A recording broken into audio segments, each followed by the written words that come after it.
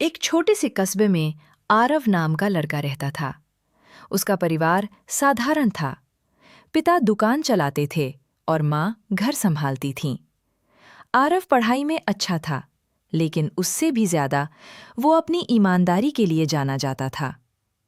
एक दिन स्कूल से लौटते समय आरव को सड़क पर एक चमड़े का बटुआ मिला।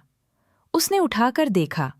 उसमें काफी पैसे थे और कुछ महत्वपूर्ण कागजात भी।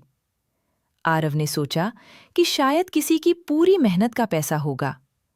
उसके दोस्त ने कहा, अरे तू रख ले, किसे पता चलेगा। लेकिन आरव की आत्मा ने उसे रोक दिया। उसने बटुए में रखे कागजों को ध्यान से देखा और उस पर एक छोटा सा पता लिखा मिला। उसने तय किया कि वो बटुआ उसके असली मालिक तक पहुंचाएगा।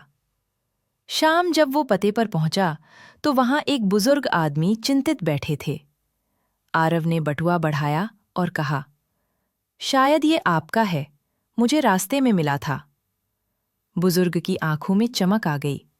उन्होंने कांपते हाथों से बटुआ पकड़ा और बोले, बेटा, इस बटुए में मेरी दवाइयों और घर के खर्च के पूरे महीने की कमाई थी।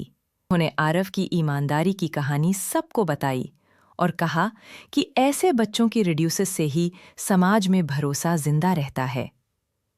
स्कूल ने आरव को सर्वश्रेष्ठ छात्र सम्मान से नवाजा।